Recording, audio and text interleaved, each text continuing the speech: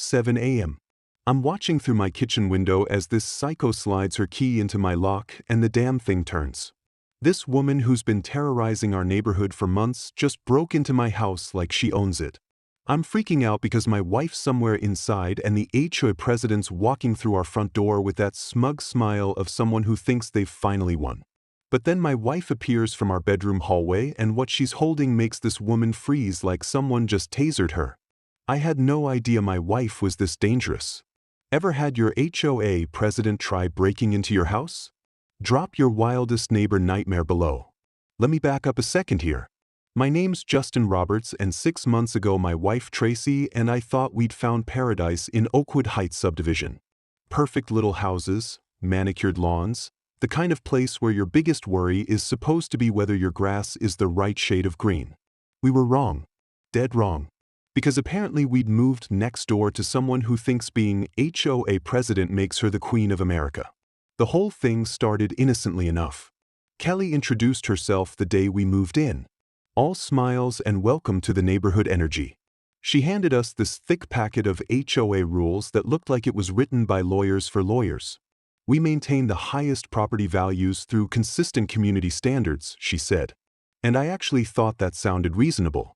Boy, was I an idiot. 3 days later, the first violation notice showed up. Our mailbox was apparently 2 inches off the approved angle. 2 inches. I'm a city safety inspector, so I know precision when I see it. But this was insane. I measured it myself. She was right, technically, but who the hell measures mailbox angles? I fixed it because, hey, new neighborhood, keep the peace, right? A week after that, another notice. Our garbage can was placed 12 hours early for pickup. 12 hours, not 12 days, not even 12 minutes. 12 hours early was apparently a community crisis requiring immediate documentation. I started to think maybe Kelly was just really detail-oriented. Looking back, that was like thinking a stalker is just really friendly. Now here I am watching this woman try key after key on my front door, muttering about community access protocols, like she's conducting some kind of official business. The key ring she's got looks like it weighs 5 pounds. And every single key has a little tag with what looks like street addresses. My stomach drops as I realize what I'm seeing. This isn't her first rodeo. Tracy appears beside me at the window and I can practically feel her tension radiating through the glass. Is she seriously trying to break into our house? She whispers, but there's something in her voice I can't quite place. Not fear exactly, more like focus. Like she's taking mental notes for later. Call the police, I say. See, Mom, call police, I say. But Tracy's already moving. Not toward the phone. She's grabbing her notebook and pen, the one she keeps for her paralegal work. She starts writing down times, descriptions, everything Kelly's doing. Her handwriting is fast and precise, like she's done this before. Outside, Kelly's getting frustrated. Key number 8 doesn't work either, and she's starting to look around nervously. For a second, I think she might give up, but then she pulls out her phone and starts taking pictures of our mailbox, our driveway, our front steps. She's creating some kind of documentation, and the professional way she's doing it makes my skin crawl. I decide I've seen enough. I march outside and clear my throat loud enough to wake the neighbors. Excuse me, Kelly. What exactly are you doing?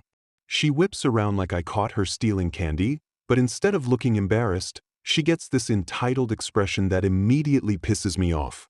Emergency inspection protocol, she says, holding up that massive key ring like it's some kind of badge.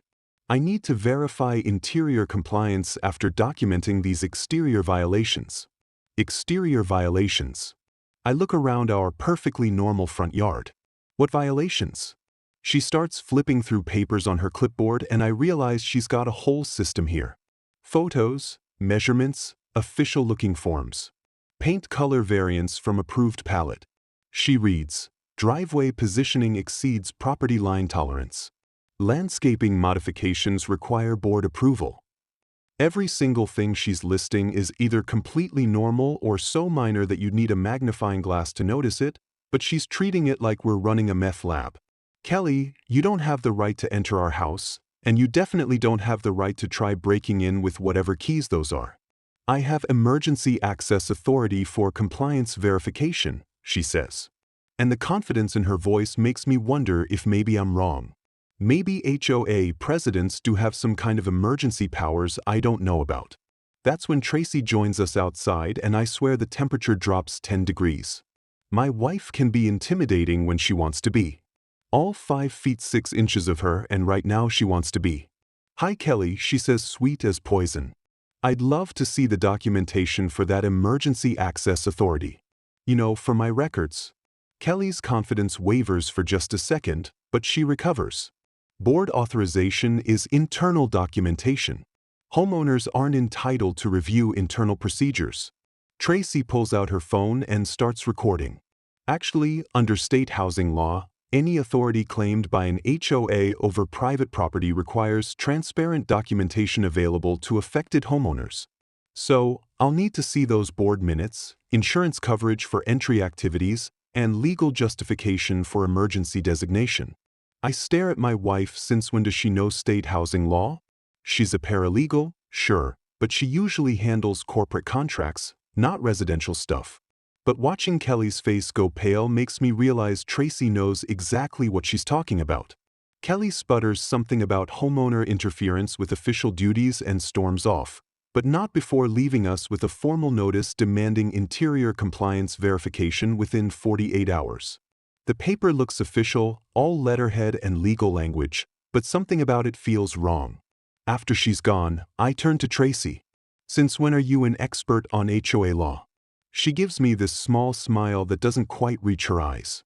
I want to research her background. Something feels wrong about this woman's authority. That night, I'm lying in bed thinking about Kelly's key ring and Tracy's mysterious legal knowledge when I hear it, scratching at our front door. It's 11 p.m. and someone's trying keys in our lock. I grab my phone's flashlight and creep to the window. Kelly's back, hunched over our door again, but this time she's got actual lock-picking tools, not just keys, professional burglary equipment. The woman who claims to be protecting our community standards is literally trying to break into our house in the middle of the night. My hands are shaking as I wake up Tracy. "She's back," I whisper. "And she's got lock-picking tools." Tracy sits up immediately, no grogginess at all, like she was expecting this. "Call the police," she says, and start recording everything. As I'm dialing 911, one thought keeps running through my head. What the hell have we gotten ourselves into? And why does my wife seem so prepared for this? The police dispatcher sounds bored until I mention someone's trying to pick our lock at midnight. "Sir, are you sure it's not a family member who lost their keys?" she asks, and I want to scream. "Lady, my family members don't carry industrial lockpicking kits and work the night shift." By the time I finish explaining, Kelly's disappeared into the shadows like some kind of suburban ninja. The whole thing feels surreal, like I'm living in a low-budget thriller where the villain is a middle-aged woman with a clipboard obsession. But Tracy's reaction is what really gets me. She's not panicked or confused. She's methodical, taking notes, checking door frames, and examining the scratches Kelly left on our lock. It's like she's building a case. "We need to change the locks tomorrow," she says, running her finger along the fresh gouges in the metal, and install security cameras. Security cameras. "Tracy, this is a neighborhood dispute, not a home invasion." She looks at me with this expression I've never seen before. Dead serious, almost professional. "Justin, this woman just attempted felony breaking and entering. This isn't about mailbox angles anymore." The next morning, we're installing new deadbolts when Kelly shows up again, but this time she's got backup. Some guy in work clothes with a toolbox looking like he'd rather be anywhere else. Kelly's waving around more official-looking paperwork and talking about emergency structural assessment authority. "Ma'am," the locksmith says to Tracy, "she's paying me to change your locks for safety compliance." Says she's got legal authority. Tracy steps forward and I swear she grows 3 inches taller. "Sir, this woman has no legal authority to modify locks on private property. If you proceed, you'll be participating in criminal destruction of property. I'm recording this conversation and I'll be filing charges against both of you." The locksmith takes one look at Tracy's face and starts packing his tools. "Lady, I ain't getting arrested for no HOA drama. Find someone else." Kelly's furious. "You can't interfere with official community business. I have emergency powers." Show me the documentation, Tracy demands. Show me the board minutes authorizing emergency powers. Show me the insurance coverage for property modifications.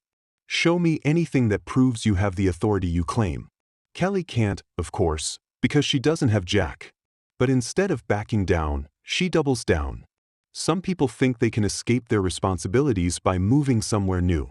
But past mistakes always catch up with you. That's when it hits me. This isn't random. Kelly's not targeting us because of mailbox angles or paint colors. She's targeting us specifically, personally. Kelly, have we met before? You seem to know something about us that you shouldn't. Her face goes cold. You know exactly what you did. Some families never recover from vindictive enforcement actions. Before I can ask what the hell she's talking about, a police car pulls up. Out steps this tired-looking cop who takes one look at the situation and sighs like he's done this dance before. Mrs. Phillips, we talked about this last week. Mrs. Phillips, not Kelly Parker or Kelly Rodriguez. Phillips. And this cop knows her. Officer, I squint at his name tag. Officer Parker, thank you for coming. Parker looks uncomfortable in a way that makes me suspicious. Sir, is this about property access disputes again? Again? Tracy's voice could cut glass. How many times has Mrs. Phillips claimed false authority for property access? Officer Parker shifts his weight, and I realize he's stuck between his professional duty and something personal. Ma'am, I can't discuss ongoing investigations, but I can tell you that Mrs. Phillips has no legal authority to enter private property or modify homeowner locks. Kelly explodes. David, you're supposed to support community safety. David. Officer Parker's first name is David. And the way Kelly said it, wait, I say slowly. Are you two related? The silence stretches like a rubber band about to snap. Finally, Officer Parker speaks. Mrs. Phillips is my wife and sir, I apologize for any confusion about her authority. She has none. Holy moly. Kelly's married to a cop and she's been using that connection to intimidate people. But now her own husband is shutting her down in front of witnesses. The marriage tension is so thick you could cut it with a knife. Kelly's face goes through about 6 different emotions before settling on pure rage. Formal violation procedures will commence immediately. You have 72 hours to comply with all community standards or face legal action. She storms off, leaving Officer Parker standing in our driveway looking like he wants to disappear. Sir, ma'am, I'm sorry about this. My wife takes HOA duties very seriously, but she sometimes overreaches her authority. Sometimes. Tracy raises an eyebrow. Officer Parker, your wife attempted to break and enter last night. That's not overreaching. That's criminal behavior. Parker winces. If you want to file charges, we'll consider it, Tracy says. And something in her tone makes Parker look at her more carefully, like he's trying to figure out if she's just an angry homeowner or something more. After he leaves, I turn to Tracy. Okay, what's really going on here? You're acting like you know something I don't. She's quiet for a long moment, staring at the scratches on our new lock. I've been researching Kelly's background since day one. Something doesn't add up about her. What kind of research? Public records, financial history, employment background. Kelly Phillips moved here 18 months ago, but there's almost no digital footprint before that. No credit history, no employment records, no social media presence. It's like she didn't exist before she became our HOA president. My blood runs cold. You think she's using a fake identity? I think Kelly Phillips isn't her real name, and I think whatever happened in your past work triggered something in her past. Before I can process that bombshell, Tracy's phone buzzes. She checks it and her face goes pale. Justin, we have a problem. She's back. I look out the window and see Kelly in our backyard with someone I don't recognize. They're both carrying equipment and taking pictures of our house from every angle. Professional-grade cameras, measuring tools, the works. Tracy, call the police now.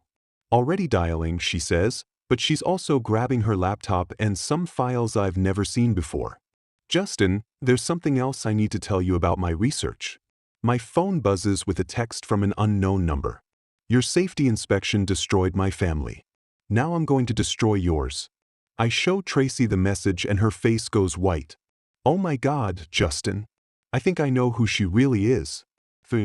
I'm dead asleep when the sound of power tools in our driveway jolts me awake like a cattle prod. Not the gentle hum of a neighbor fixing something. Full-blown construction noise like someone's building a deck at the worst possible time. Tracy's already up looking out the window with an expression I've never seen before. Pure cold fury. She brought a locksmith, Tracy says, and her voice is steady in a way that scares me. And this time she's not trying to be subtle about it. I stumble to the window and immediately understand why Tracy's so calm. Kelly's directing what looks like a professional operation. The locksmith's got industrial equipment. Kelly's got a clipboard full of official-looking documents. And they're treating our front door like it's their legal right to modify it. The audacity is breathtaking. Call the police, Ben, I said. But Tracy's already moving. Not toward the phone. She's pulling on clothes and grabbing her laptop bag. Tracy, what are you doing? Getting evidence, she says. And there's something in her voice that reminds me of prosecutors I've dealt with at work. Focused, methodical, like she's been preparing for this moment. We head outside just as Kelly notices us. Instead of looking embarrassed or guilty, she straightens up and addresses us like we're the ones in the wrong. Emergency access modification for community safety compliance, she announces, holding up a thick folder of paperwork. These locks don't meet current security standards. The locksmith, a burly guy who looks like he'd rather be in bed, glances between us and Kelly nervously. Ma'am, she's paying me to upgrade your security system, says it's for insurance purposes. Tracy steps forward, and I swear she transforms into someone I don't recognize. Sir, this woman has no legal authority to modify locks on private property. If you proceed, you'll be participating in criminal destruction of property. I'm recording this conversation for legal purposes. The locksmith's eyes widen as Tracy pulls out her phone and starts recording. Lady, I don't want any legal trouble. She said she had permission. Permission from whom? Tracy demands, turning to Kelly. Show us the board resolution authorizing this activity. Show us the homeowner consent forms. Show us the insurance coverage for property modifications. Kelly's confidence wavers for just a second, but she recovers by doubling down. Emergency powers don't require individual homeowner consent. Community safety supersedes individual preferences. That's when Tracy drops the hammer. Mrs. Phillips, I've been researching HOA law extensively. There are no emergency powers that authorize forced entry or property modification without court orders. What you're attempting is criminal trespassing and destruction of property. The way Tracy says it with complete legal authority and zero doubt makes the locksmith start packing his tools immediately. I'm out, he mutters.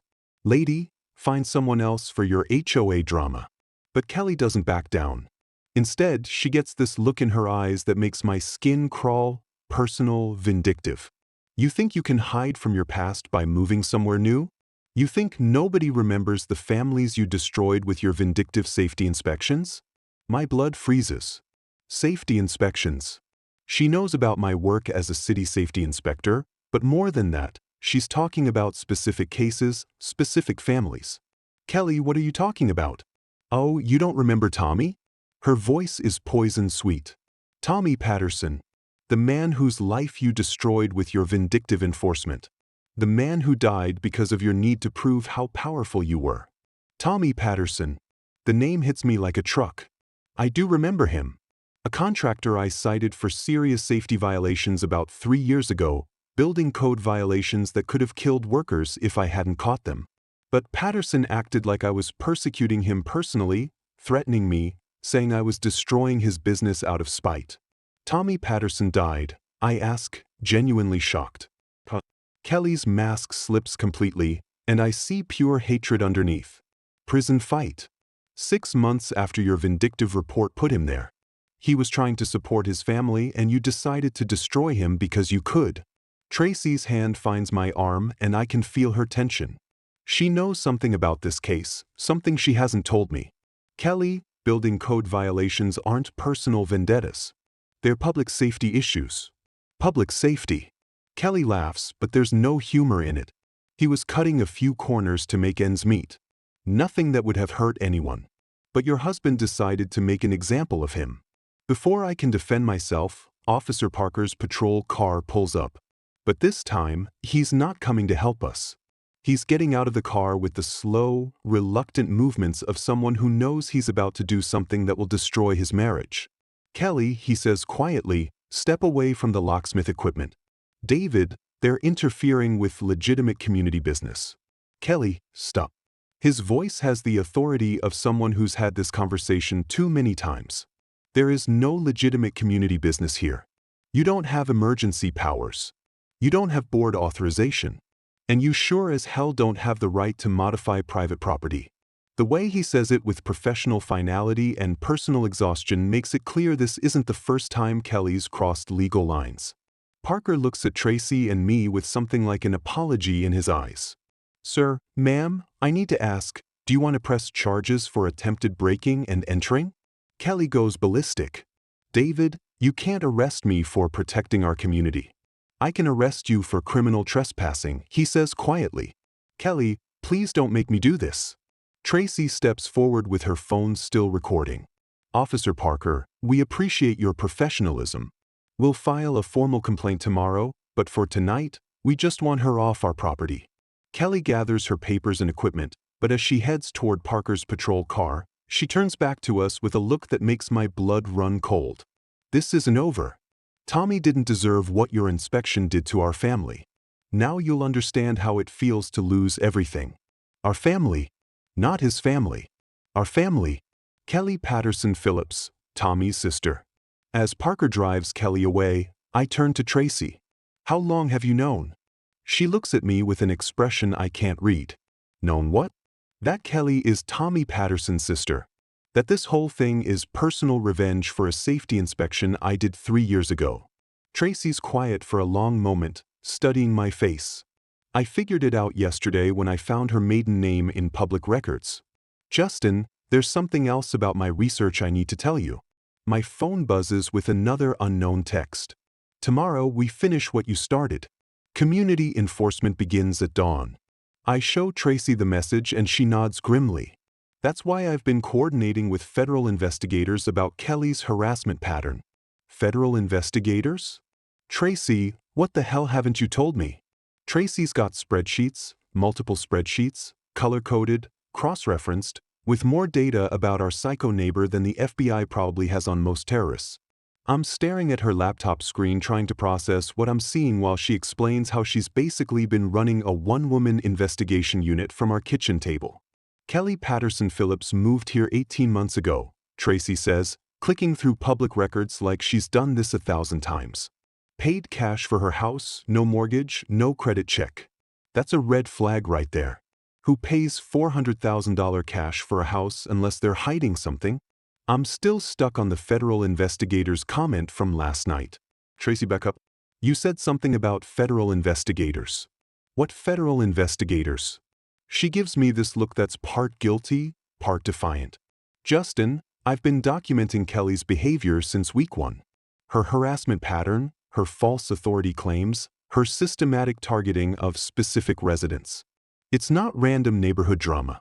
It's criminal stalking. The way she says it with complete professional confidence makes me study my wife's face like I'm seeing her for the first time. How do you know what criminal stalking looks like? Paralegal training covers a lot of criminal law, she says. But there's something evasive in her voice. Plus, I've been consulting with colleagues about the legal implications of Kelly's behavior.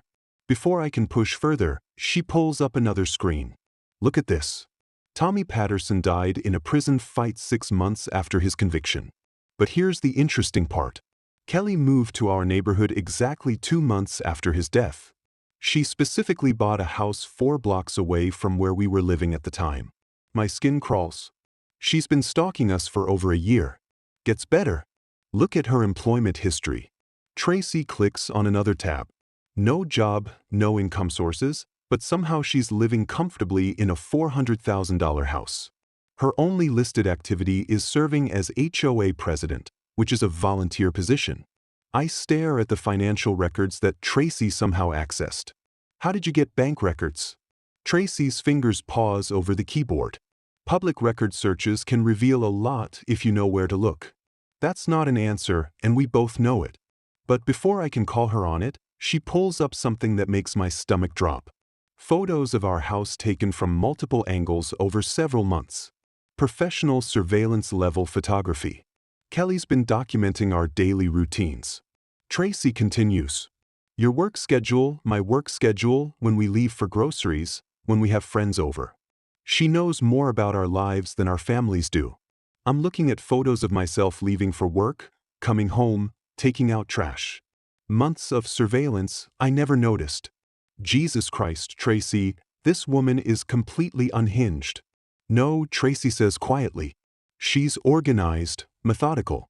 This isn't a random obsession. It's calculated revenge. She pulls up my old case files somehow accessed from the city database. Tommy Patterson wasn't just cutting corners, Justin. He was running a systematic fraud operation. Substandard materials, bribed inspectors, forged safety certificates. Your inspection didn't just cite violations.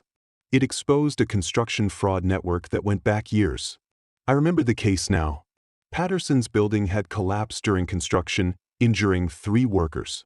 My inspection revealed he'd been using substandard concrete, falsifying steel-grade certificates, and paying off other inspectors to look the other way. It wasn't personal vindictiveness. It was criminal negligence that could have killed people. The building collapsed, I say slowly. Workers were hospitalized. 2 workers had permanent disabilities. Tracy confirms Patterson was looking at manslaughter charges if anyone had died. Your inspection probably saved lives. But that's not how Kelly sees it. To her, I'm the vindictive bureaucrat who destroyed her brother's life out of personal spite. The fact that he was committing crimes that endangered people doesn't matter to her. All she sees is her brother dying in prison because of my report. Tracy's phone rings and she steps away to answer it. I can't hear the conversation, but her body language changes. More professional, more formal. When she hangs up, her expression is grim. That was my colleague, she says. Kelly's been busy. Busy how? She's filed formal complaints against you with the city, claiming you abused your authority in the Patterson case. She's also retained a lawyer and is threatening to sue us for harassment. My heart sinks. Even if Kelly's complaints are baseless, defending myself will cost thousands in legal fees and could damage my career. She's weaponizing the system against us, using my own profession as ammunition. There's more. Tracy continues. My colleague ran Kelly's background through federal databases. She's got connections to other Patterson case defendants, other contractors Tommy worked with who were also charged with fraud. You mean she's not working alone? I mean, she's got financial backing from people who blame you for exposing their criminal network. This isn't just personal revenge. It's organized retaliation. The scope of what we're facing hits me like a freight train. This isn't a crazy neighbor with boundary issues. This is an organized effort to destroy my life, my career, my reputation. Kelly's just the face of something much bigger. Tracy closes her laptop and looks at me with an expression I've never seen before. Dead serious. Almost official. Justin, I need to tell you something about my work. My real work. Before she can continue, our security camera app alerts go off. Multiple figures are moving around our property. Not just Kelly this time.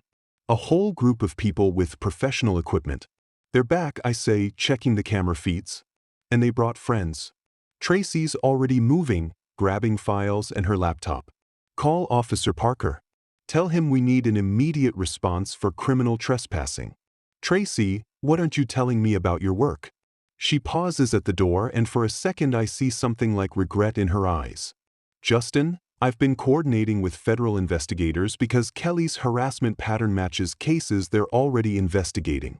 Interstate stalking, organized intimidation, systematic targeting of law enforcement officials. Law enforcement officials. Safety inspectors count as law enforcement, Justin. And what Kelly's doing to us, she's done to other families in other states. Families connected to cases that broke up construction fraud networks. My phone buzzes with a text from an unknown number. Final compliance inspection at 8 a.m. tomorrow. Bring property transfer documents. This is not negotiable. Property transfer documents. Kelly wants us to sign over our house. I show Tracy the message and she nods grimly. Tomorrow's the endgame. And Justin, I need you to trust me about what happens next. What happens next? Tracy's smile is cold and professional in a way that makes me question everything I thought I knew about my wife. Tomorrow, Kelly gets exactly what she's been asking for. Complete access to our house. 8 a.m. sharp and Kelly's back with what looks like a whole damn moving crew. 6 people, all carrying official-looking equipment, are approaching our house like they're conducting a federal raid. But there's something different about Kelly today. She's not sneaking around or making excuses. She's walking straight up to our front door with the confidence of someone who knows she's about to win. I'm watching from the kitchen window, heart pounding like a drum solo when I see the key in her hand. Not one of her random keys from that massive key ring. This one's different. Shiny, new, cut specifically for our lock. Somehow she got our lock code from that locksmith operation Officer Parker shut down. She copied it before he stopped her. Tracy, I call out, but my wife's nowhere to be seen. Tracy, she's got a key that actually works. No answer. The house feels empty, which is weird because Tracy was here 10 minutes ago making coffee and acting completely normal. Well, normal for someone whose life is being systematically destroyed by a vengeful psychopath. Kelly reaches our front door and holds up the key like she's about to unlock the gates of heaven. Her crew spreads out around our property, positioning themselves like they're expecting resistance. Professional-level coordination for what's supposed to be an HOA compliance check. She slides the key into our lock and my stomach drops as it turns smoothly. Perfect fit. After weeks of failed attempts, Kelly Phillips finally has access to our home. She's about to violate the one place that's supposed to be safe, sacred, ours. The door swings open and Kelly steps across our threshold with the triumphant smile of someone who's been planning this moment for months. She's got her clipboard ready, her camera prepared, probably expecting to find us cowering in our living room, ready to sign whatever documents she wants. But that's not what she finds. Instead, Tracy emerges from our bedroom hallway, walking directly toward the front door with something in her hands. Not running, not panicking, just walking with the calm confidence of someone who's been expecting this exact moment. And what she's holding makes Kelly freeze like someone hit her with a stun gun. It's an official document. Federal letterhead, multiple signatures, the kind of paperwork that means business. Kelly's eyes lock onto it, and I watch her brain try to process what she's seeing. The confident smile melts into confusion. Then confusion melts into something approaching terror. Kelly Patterson, Tracy says, her voice steady and professional in a way I've never heard before. This is your arrest warrant. Kelly's response is the most beautiful thing I've ever witnessed. Complete system shut down. Her body locks mid-stride, 1 foot inside our house, 1 foot still on the threshold. The clipboard drops from her hands and clatters on our hardwood floor. Her mouth opens like she's going to speak, but no sound comes out. 15 seconds. I count them. 15 seconds of pure human statue standing in our doorway like someone paused a video. Her eyes dart frantically between Tracy's face and the warrant in her hands, trying to understand how her moment of triumph turned into her moment of complete defeat. Arrest warrant, Kelly finally whispers, and her voice sounds like it's coming from underwater. You're just a paralegal. You can't. Actually, I can, Tracy says, stepping closer to the frozen woman in our doorway. Kelly Patterson, you're under arrest for criminal harassment, stalking, conspiracy to commit fraud, and interstate intimidation of federal witnesses. Federal witnesses. My head spins. Tracy called me a federal witness. Kelly's key collection tumbles from her other hand, scattering across our floor like metallic confetti. Dozens of keys, each tagged with a different address, each representing another family Kelly's been terrorizing. The sound echoes through our house like justice being served one key at a time. That's when Officer Parker appears behind Kelly, but he's not alone. 2 other cops I don't recognize, and they're all wearing expressions of people who've been waiting for this moment as long as we have. Ma'am, Parker says quietly, and his voice carries the weight of someone who's had to watch his wife spiral into criminal behavior. You have the right to remain silent. Kelly's crew scattered the moment they saw the badges. Professional criminals know when to run, and they're probably 3 counties away by now. But Kelly's still frozen in our doorway, staring at Tracy like she's seeing a ghost. Federal witnesses. Kelly's voice is barely audible. What? Federal witnesses? Tracy holds up the warrant so Kelly can see every official signature, every legal seal that makes this moment real. Justin's safety inspection didn't just expose Tommy's fraud, Kelly. It exposed a multi-state construction fraud network. The FBI has been investigating for 3 years. The color drains from Kelly's face as the pieces fall into place. You're not a paralegal. I'm a federal investigator, Tracy says calmly. And I've been building a case against your organization since before we moved to this neighborhood. My brain feels like it's short-circuiting. My wife is a federal investigator. Our marriage, our house, our entire life here. How much of it was real? Kelly's legs give out and she sinks to her knees right there in our doorway. The woman who's been terrorizing us for months, who broke into our house with criminal confidence, is now sobbing on our threshold while neighbors emerge from their houses to watch the show. Tommy died because of your vindictive report, she screams. And it's the desperate cry of someone who's built their entire identity around a lie. Tracy's voice stays steady, professional, but I can hear the emotion underneath. Tommy died because he chose to commit crimes that endangered innocent people. Justin's report saved lives, Kelly. 12 construction workers would have been killed if that building had been completed with Tommy's substandard materials. Officer Parker approaches with handcuffs, moving slowly like he's giving Kelly time to accept what's happening. Kelly, please stand up. Don't make this harder than it has to be. But Kelly's not done. Even with handcuffs clicking around her wrists, even with her entire revenge scheme collapsing around her, she looks directly at me with pure hatred. You destroyed my family, she snarls. Everything I had, everything Tommy built, gone because you couldn't mind your own business. Tracy steps between us and her voice cuts like a blade. Your brother endangered innocent lives for profit. Justin protected those lives by doing his job. The only person who destroyed your family was Tommy when he chose to become a criminal. As Officer Parker leads Kelly toward his patrol car, neighbors start appearing with phones, recording everything. Our HOA president's arrest is going to be a neighborhood legend within hours. But all I can think about is Tracy's revelation. My wife is a federal investigator. How much of our life together has been a lie? 3 days after Kelly's arrest, I woke up to my phone exploding with notifications. Not good notifications. The kind that makes your stomach drop before you're even fully conscious. News alerts, missed calls from my supervisor, text messages from coworkers asking if I'm okay. Something's gone horribly, catastrophically wrong. Tracy's already up, pacing our bedroom with her phone pressed to her ear, speaking in hushed, urgent tones. When she sees I'm awake, her face goes pale. I have to call you back, she says, ending her conversation. What's happening? I ask. But I already know it's bad from the way she's looking at me.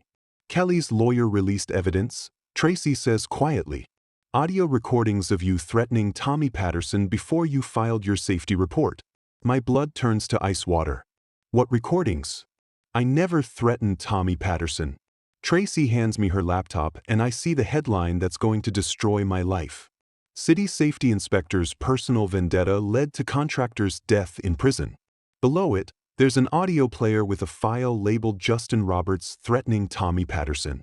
I click play and my own voice fills the room, clear as day, unmistakably me, saying things that make me sound like a vindictive psychopath. You think you can get away with this nonsense forever? Patterson, I'm going to make sure you lose everything. Your business, your reputation, your freedom. You crossed the wrong guy. The recording continues with Tommy's voice, scared and defensive, begging me to just let him fix the violations. Then my voice again, cold and threatening. Too late for that. I'm filing criminal charges and I'm going to make sure the D throws the book at you. This is personal now. I stare at the laptop screen in complete shock. Tracy, I never said any of this. I never had this conversation. But even as I'm saying it, doubt creeps in. The voice is mine. The inflection, the accent, even the way I clear my throat. It's definitely me. Could I have forgotten? Was I really that angry during the Patterson case? Tracy's watching my face carefully. Justin, do you remember having any personal interactions with Tommy Patterson outside of the official inspection? I mean, maybe brief conversations, but nothing like this. I was professional. I'm always professional. My phone rings. It's my supervisor. This is not going to be a friendly chat. Roberts, his voice is ice cold. My office now. The drive to the city hall feels like driving to my own execution. By the time I arrive, I can see reporters setting up outside the building. Someone leaked my name, my photo, and probably my home address. The story's already gone viral. Corrupt safety inspector uses government authority for personal revenge. My supervisor, Bill Martinez, looks like he aged 10 years overnight. Justin, please tell me you have an explanation for this. He plays the recording again, and hearing my voice in his office makes it sound even worse. Vindictive, cruel, absolutely unprofessional, everything a safety inspector should never be. Bill, I swear to you, I never had this conversation. That's not how I handled the Patterson case. The voice analysis says it's you, he says, sliding a report across his desk. 98% match, and the timestamp matches the date you filed your initial violation report. My career is over.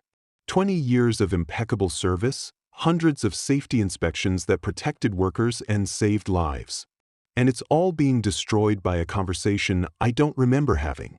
Effective immediately, you're suspended without pay pending full investigation, Bill continues. Internal affairs, police involvement, possible criminal charges for abuse of authority. I drive home in a daze and that's when I see them. Reporters camped outside our house, neighbors whispering and pointing. Someone spray-painted corrupt cop on our mailbox. The whole neighborhood knows and they're treating me like a pariah. Tracy's waiting inside and the way she looks at me breaks my heart. Not accusation exactly, but doubt. The woman who has been supporting me through this nightmare is starting to wonder if maybe Kelly was right about me. Justin, she says carefully, I need you to really think. Is there any possibility you had a confrontation with Tommy Patterson that you forgot about? No, I say, but the word comes out weaker than I intended. I don't think so. I mean, the case was 3 years ago, but I remember being professional. Tracy's phone buzzes with news alerts. The story is spreading beyond local news. National outlets are picking it up. And social media is exploding with outrage about corrupt government officials. My photos being shared alongside Tommy Patterson's mugshot with captions like "Safety Inspector's Revenge Led to Man's Death." The worst part is the doubt in my own mind. The recording sounds so real, so convincing. Could I have been angry enough to threaten someone? Could I have forgotten a moment of unprofessional behavior that cost a man his life? By evening, our house is under siege. Reporters knocking on the door, neighbors avoiding eye contact, angry voicemails from people who think I'm a murderer. Someone throws a brick through our front window with a note. Justice for Tommy Patterson. Tracy boards up the window while I sit at our kitchen table, staring at my reflection in the black computer screen. Is this who I really am? A vindictive bureaucrat who destroys lives out of personal spite. I keep thinking about Kelly's words. I tell Tracy about families being destroyed by vindictive enforcement. What if she was right? What if I did go too far? Tracy sits beside me and I can feel her internal struggle. She wants to support me, but the evidence is overwhelming. The recordings are real. The voice analysis confirms it's me and my own memory is unreliable after 3 years. Justin, even if you had harsh words with Tommy Patterson, that doesn't change the fact that his building violations were real. Workers were injured when that building collapsed. But her words sound hollow, like she's trying to convince herself as much as me. The woman who arrested Kelly with federal authority is now questioning whether she married a corrupt official. My phone buzzes with a text from an unknown number. Now you know how it feels to lose everything. Tommy's justice is finally served. I show Tracy the message and she nods grimly. Kelly's still fighting from jail. Her lawyer's running a media campaign to destroy your reputation. It's working, I said. Even I'm starting to believe I'm guilty. Tracy's quiet for a long moment. Then she looks at me with an expression I can't read. Justin, there's something about my investigation I haven't told you. Something about those recordings. What about them? I need to make a phone call, she says, grabbing her phone. And depending on what I find out, this whole nightmare might be over by tomorrow. She disappears into our bedroom, leaving me alone with my shattered reputation and the growing certainty that my marriage might not survive the truth about who I really am. Tracy's been on the phone for 2 hours. I can hear her voice through our bedroom door, urgent and professional, using words like authentication analysis, digital forensics, and federal evidence protocols. She's not talking to paralegal colleagues. She's talking to people with serious technical resources. When she finally emerges, her expression is a mixture of relief and something else. Guilt maybe, or fear about what she's about to tell me. "Justin, sit down," she says. "I need to explain exactly who I am and why I knew Kelly was dangerous from the beginning." My heart pounds. "Tracy, just tell me straight. How much of our marriage is real?" She takes a deep breath and I can see her making a decision that's going to change everything between us. "My name is Tracy Williams. I'm a federal investigator with the Construction Fraud Task Force. I've been investigating Tommy Patterson's criminal network for 4 years. The words hit me like physical blows. Federal investigator. For years. Our entire relationship is a lie. I was assigned to your protection detail after Tommy's arrest." She continues, "The FBI knew his network would target you for revenge. My job was to monitor threats and build a case against anyone who tried to retaliate." Protection detail. My voice sounds hollow. Our marriage is a federal operation. Tracy's eyes fill with tears, but her voice stays steady. "It started as an assignment. But Justin, what happened between us became real. I fell in love with you while protecting you, and I requested permanent assignment here because I couldn't bear to leave. I feel like I'm watching my life implode in slow motion. The woman I've been married to for 8 months is a federal agent. Our house, our neighborhood, our entire life together. How much of it was surveillance? The recordings," I say numbly. "The ones destroying my career." Tracy's expression hardens. "Completely fabricated. Kelly's network has been manufacturing evidence against law enforcement officials for years. Voice synthesis technology, deep fake audio, digital manipulation, sophisticated enough to fool standard analysis." She opens her laptop and shows me waveform analysis, frequency patterns, and metadata that mean nothing to me, but apparently prove the recordings are fake. "Our technical team ran advanced authentication. The voice is yours, but it's been digitally constructed from other audio sources. Probably recordings of you at city meetings, phone calls, and any public speaking Kelly could access." Relief floods through me like a drug. I'm not a corrupt official. I didn't destroy Tommy Patterson's life out of personal spite, but the relief is immediately followed by a more complex emotion. Betrayal. "For years," I said. "You've been watching me for 4 years. 3 years surveillance, 1 year direct contact," Tracy admits. "Justin, I know how this sounds, but the moment I met you, everything changed. You were supposed to be an assignment.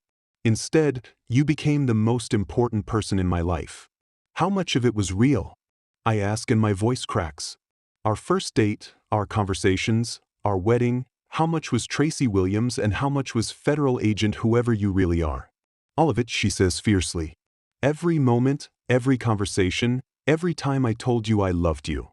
The only thing fake was my background story. My feelings were completely real." Before I can process that emotional bombshell, her phone rings. She checks the caller ID and her expression becomes all business. This is about Kelly's network. I have to take it. She disappears into the kitchen, leaving me alone with the revelation that my wife is essentially a federal bodyguard who fell in love with her assignment. I should be grateful. I should be relieved. Instead, I feel hollow, like everything I thought I knew about my life was fiction. Tracy returns with an expression I've never seen before. Pure professional satisfaction. Kelly's lawyer just received our technical analysis of the recordings. He's dropping all media claims and requesting plea negotiations. What does that mean? It means the truth is about to come out. Tommy Patterson wasn't just a contractor cutting corners. He was running a systematic fraud operation across 6 states. Substandard materials, bribed inspectors, falsified safety certificates. Your inspection didn't target him personally. It exposed a criminal enterprise that endangered thousands of workers. She shows me FBI files I'm apparently cleared to see now. Construction sites across multiple states, all using Patterson's network. Buildings that would have collapsed. Workers who would have died if honest inspectors like me hadn't caught the violations. Kelly wasn't just his sister, Tracy continues. She was his business partner. The insurance fraud, the political corruption, the systematic targeting of safety inspectors, she orchestrated everything while Tommy handled field operations. My brain struggles to process the scope of what I'm learning. Kelly's a criminal mastermind. Kelly Patterson Phillips has been running construction fraud for 8 years. When your inspection broke up their operation, she decided to destroy every official who contributed to Tommy's conviction. You're the 12th inspector she's targeted. 12th? The number staggers me. How many other families has she done this to? Tracy's expression darkens. 7 families driven from their homes. 4 careers destroyed. 2 divorces, 1 suicide. The weight of that hits me like a freight train. We weren't Kelly's first victims. We were just the latest targets in a systematic campaign of revenge against honest law enforcement officials. But you caught her, I say, and suddenly Tracy's mysterious behavior makes perfect sense. You've been building a federal case this whole time, for 18 months, she confirms. Kelly's network thought they were destroying isolated targets. They didn't realize we were watching, documenting, building a conspiracy case that reaches into state governments and federal agencies. My phone buzzes with a news alert. Federal task force breaks multi-state construction fraud ring. My name is in the headline, but this time as the inspector whose integrity helped expose organized crime. The story is already changing, Tracy says, monitoring news feeds on her laptop. By tomorrow, you'll be known as the safety inspector who helped break up a criminal conspiracy. I should be ecstatic. My reputation's being restored. My career is being vindicated. And justice is being served. But all I can think about is the woman sitting next to me, the woman I thought I knew, the woman who has been living a double life for our entire relationship. Tracy, I say quietly, what happens now? Do you get reassigned? Do we go back to pretending we're a normal married couple? She closes the laptop and looks at me with an expression of complete vulnerability. I've requested a permanent transfer to the local field office. If you'll have me, if you can forgive me for the deception, I want to be Tracy Roberts for real. Not the federal agent, not the assignment, just your wife. Before I can answer, Officer Parker knocks on our door. But he's not here about Kelly this time. Sir, ma'am, he says, I wanted to personally apologize for my wife's behavior and thank you for helping bring her to justice. The whole neighborhood owes you both a debt of gratitude. As Parker drives away, I realize our lives are about to change completely. Kelly's arrest, the federal investigation, the media vindication. We're going to be heroes in a story we never wanted to be part of. But first, I have to decide if I can love a woman who's been protecting me with professional deception for 8 months. 6 months later, I'm standing in the rose garden of the White House, wearing a suit that costs more than my car, about to receive the Presidential Medal for Public Integrity. The President of the United States is going to shake my hand and tell me I'm a hero for doing my job as a safety inspector. If someone had told me this a year ago, I'd have suggested they seek professional help. The audience is surreal. Construction workers whose lives I saved, FBI agents from Tracy's task force, family members of other inspectors Kelly's network targeted, and Tracy sitting in the front row wearing her real badge for the first time since I've known her. Agent Tracy Williams, Federal Construction Fraud Task Force. My wife who spent 8 months protecting me while pretending to be someone else. We've had a lot of conversations since Kelly's arrest. Long, painful conversations about truth and deception and whether love can survive when it's built on professional necessity. Couples therapy with a counselor who has federal security clearance, because apparently that's a thing. Learning to trust someone who loved me enough to lie to me for my own protection.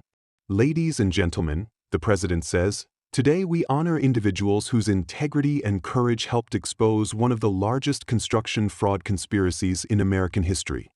Kelly Patterson Phillips received 25 years in federal prison with no possibility of parole. Her network spanned 12 states, involved 43 contractors, and stole an estimated $60 million while endangering thousands of workers. Tommy Patterson's death in prison wasn't tragic justice. It was a criminal dying while serving time for crimes that could have killed innocent people.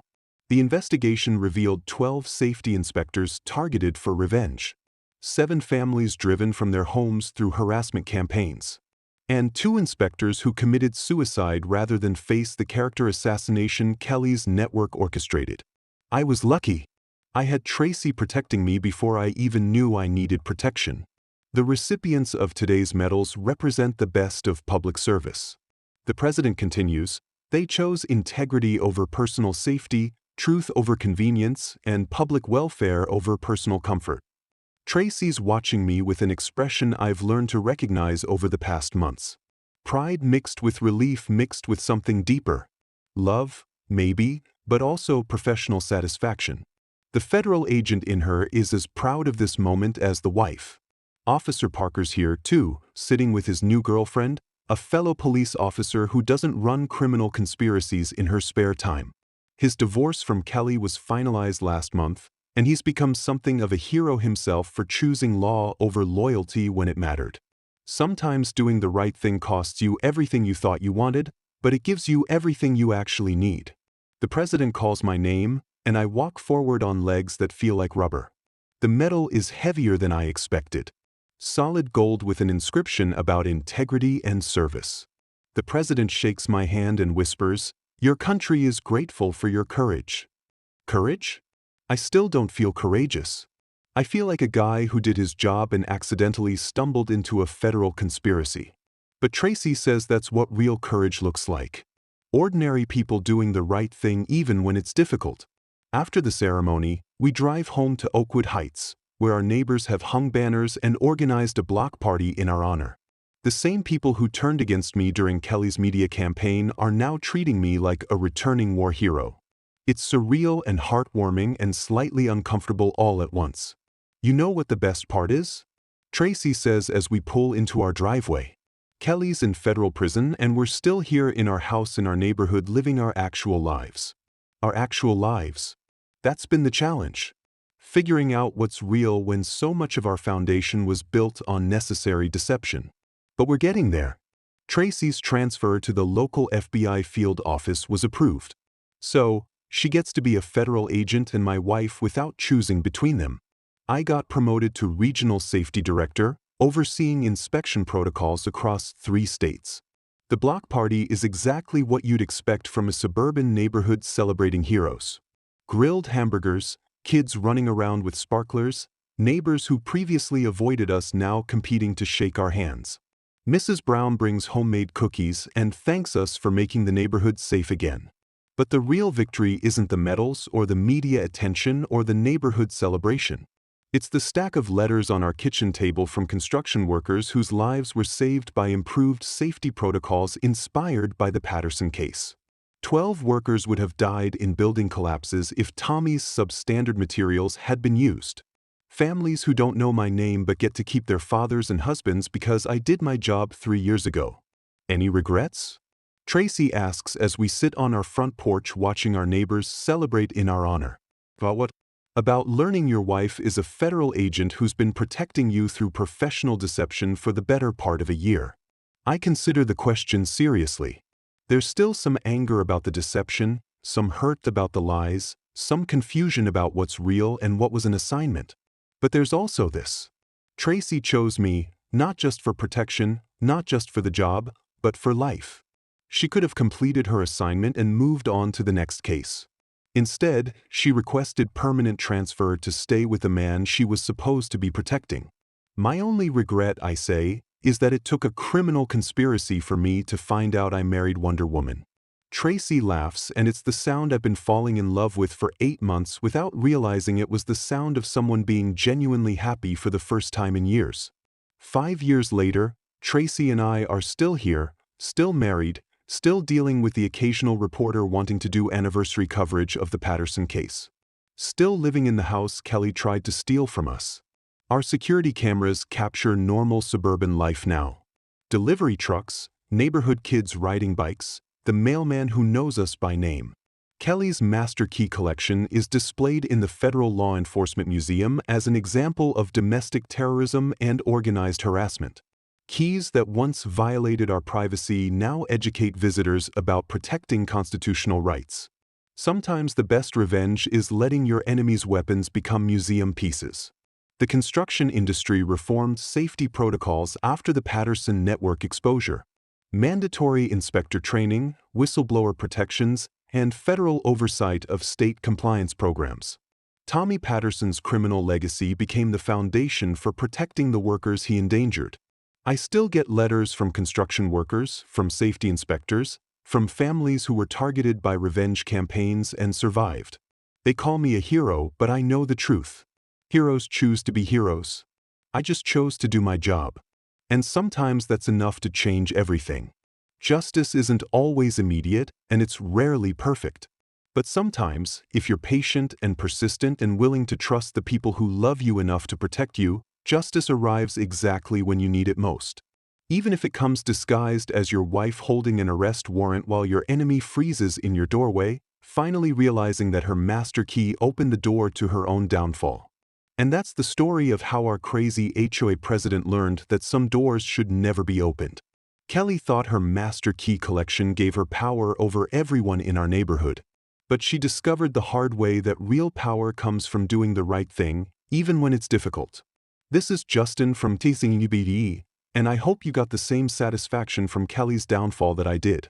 Sometimes the best revenge is just letting karma do its job while the people who love you work behind the scenes to protect you.